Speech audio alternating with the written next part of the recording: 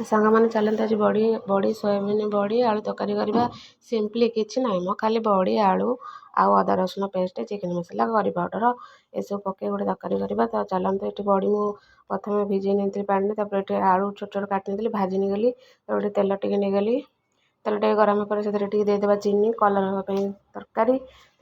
ଏଠି ନେଇଗଲି ମୁଁ ପିଆଜ ଟମାଟର ଛୋଟ ଛୋଟ କରି କାଟି ନେଇଛି। ପିଆଜକୁ ଟିକେ ପକାଇଦେବା, ଚିନିଟା ଲାଲ ହେଇଗଲା ପରେ ପିଆଜକୁ ପକାଇଦେବା। ପିଆଜକୁ ଭଲସେ ଭାଜି ନେବା ବ୍ରାଉନ୍ କଲର୍ ହେବା ପର୍ଯ୍ୟନ୍ତ।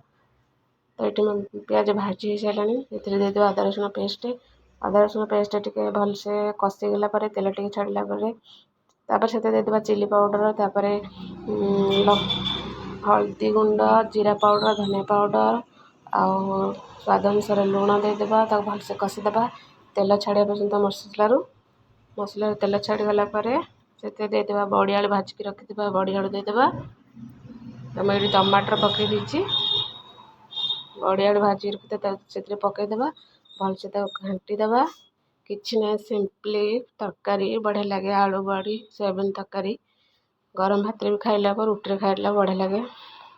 ତ ଦେଖନ୍ତୁ ଏଠି ମସଲା କଷି ହେଇଗଲାଣି, ଭଲସେ ତେଲ ଛାଡ଼ିଗଲାଣି। ତାପରେ ଏଠି ଦେଇଦେବା ବଡ଼ି ଆଳୁ ଭାଜିକି ରଖିଥିବା ବଡ଼ି ଆଳୁ ଦେଇଦେବା। ତାକୁ ଟିକେ ଭଲସେ ତାକୁ କଷି ନେବା। କଷି ଆସିଲା ପରେ ତା ଟିକେ ଦେଇଦେବା ଗରମ ପାଣି କରି ରଖିଥିବା, ତା ଦେଇଦେବା ଗରମ ପାଣି।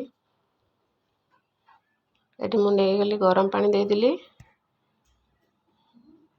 ତାପରେ ଏଠି କଷି ହେଇଗଲା ପରେ ଭଲସେ ଟିକେ ଫୁଟିଗଲା ପରେ ତାପରେ ତାକୁ କଭର୍ କରିକି ଆଉ ଟିକେ 5-10 ମିନିଟ୍ ପାଇଁ ଫୁଟେଇ ନେବା। ବଡ଼ି ଆଳୁ ତ ଭାଜି ହେଇଯାଇଛି,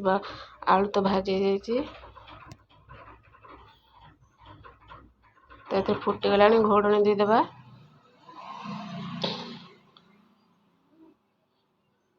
ତ ଏଠି ଆମର ତରକାରୀ ହେଇଗଲା ରେଡ଼ି ଡନ୍। ତ ଭିଡ଼ିଓଟି ଭଲ ଲାଗୁଥିଲେ ଲାଇକ୍ ସବସ୍କ୍ରାଇବ୍ କରିଦେବେ। ରହୁଛି, ଜୟ ଜଗନ୍ନାଥ।